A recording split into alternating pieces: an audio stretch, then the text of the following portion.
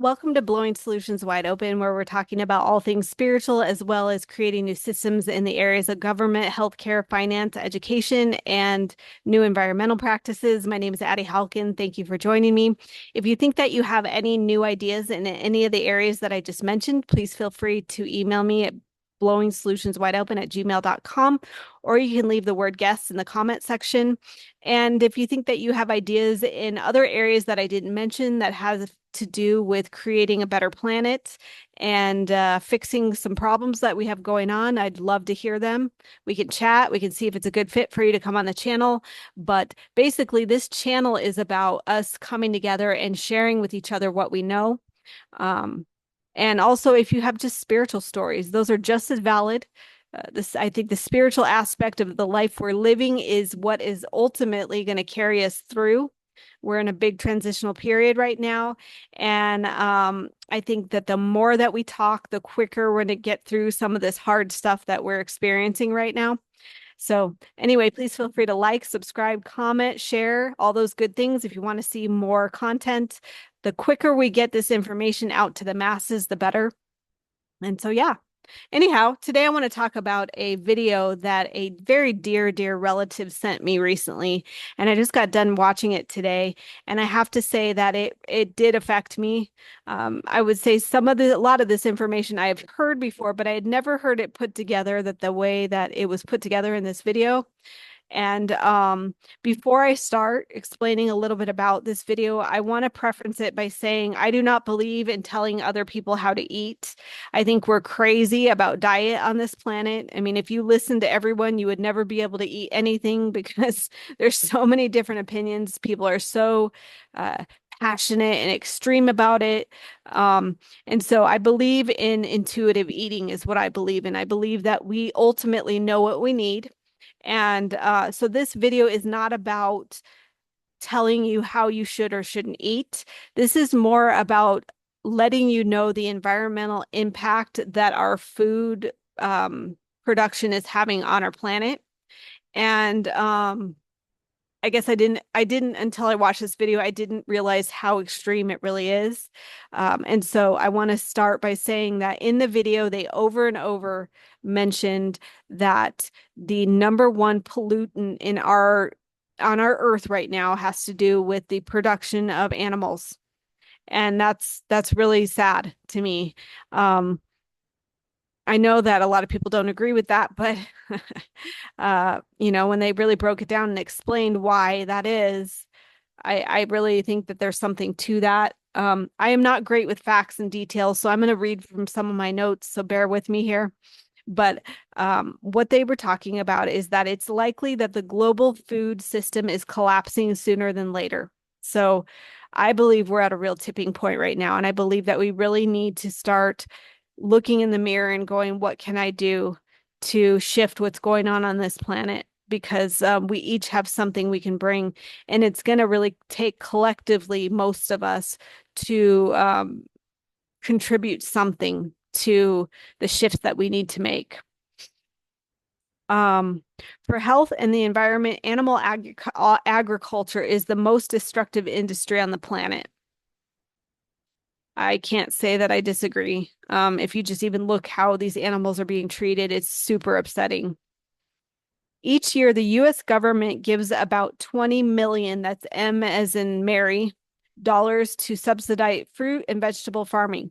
But meat and dairy farming gets 38 billion, B as in balloon, dollars from the US government.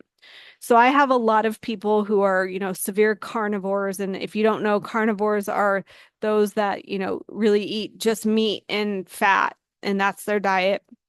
Or really staunch keto kind of people who say to me, oh, the media and the industries they're just promoting veganism and vegetarianism, and they're lying to you, and I'm sorry, but I don't know if it's just me, but I have not had that experience at all. What I have seen is that everyone seems to be promoting low carb, high fat, high protein diets. And I've never seen such aggression around it as I see now.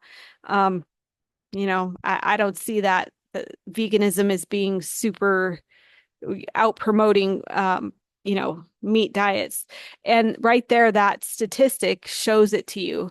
And I don't know about you, but anytime the government pours its money into something, I usually go the other way because they're, known liars and known to not be, you know, out for the good of people. So, something to consider. It is now estimated that the annual cost to the US taxpayers per year for diseases related to meat and dairy consumption is 314 billion, B is in balloon, dollars. So we are paying dearly for the diseases that are coming out of our animal production. And I know, guys, I do know that our plants are not without fault. I mean, I know about the pesticides. I know that everything is dirty right now. So I understand this is not just one-sided, it's not just meat.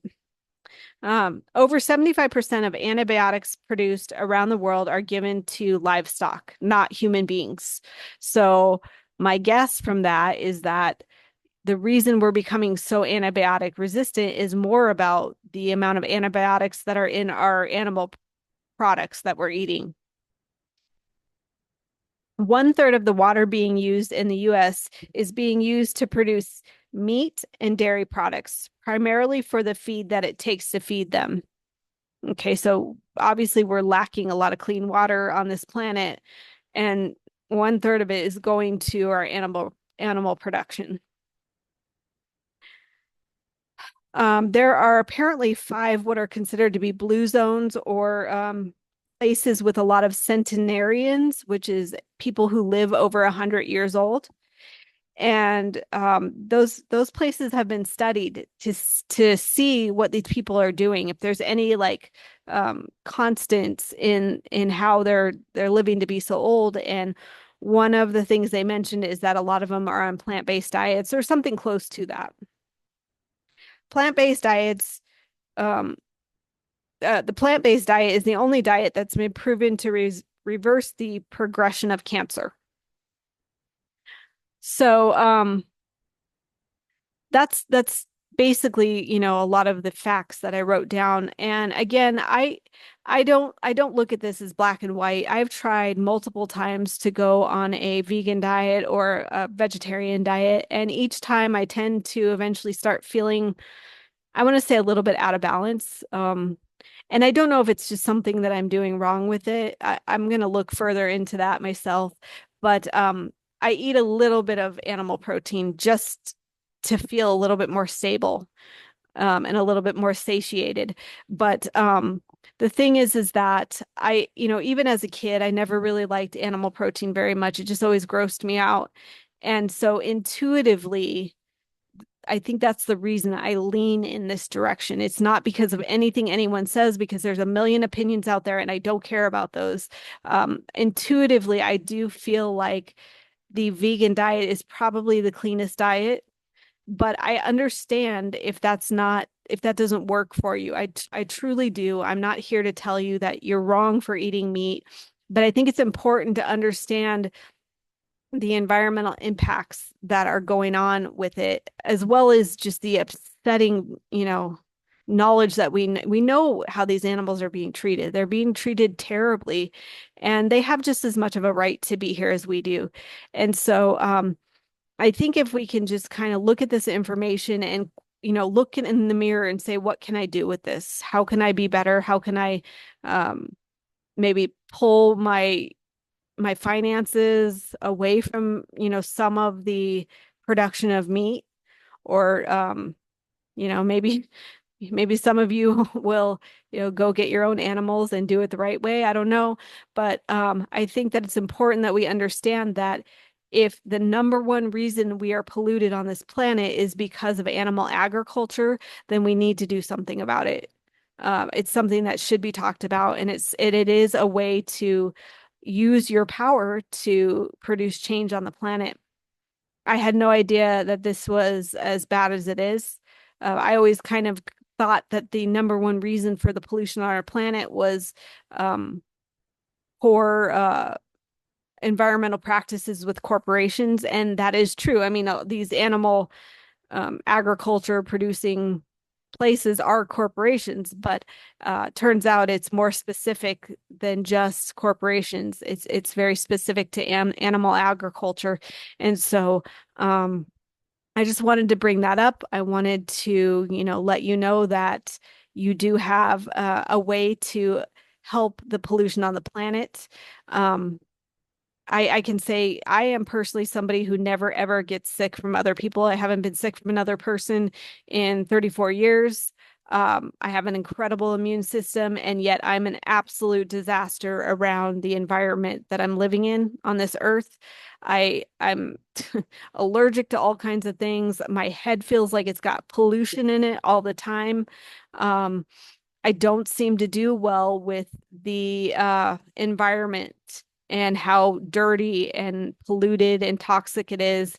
And it's honestly almost killed me more than one time, many times actually. And so for me, when I see this stuff, I have no choice but to care because I know how bad things can get for us if it gets too toxic here. And we're already there. I mean, you may be heavily fatigued all the time and not even realize it's the environment that you're reacting to. It's the lack of oxygen in our air and our water and our food source. It's, the nasty stuff they're putting into these animals. It's the filth in our oceans. I mean, I actually, the one animal product that I do like is seafood.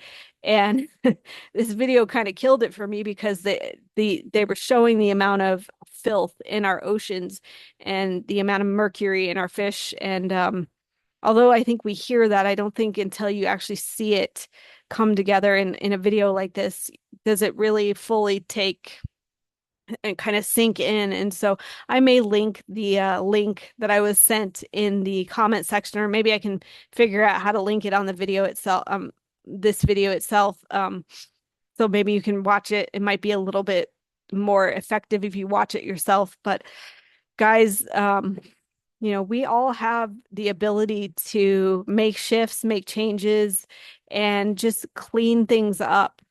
I know that for me, I'm looking to possibly start planting more trees just to combat the nasty stuff that's been happening on this planet. But certainly diet is a really easy one to look at.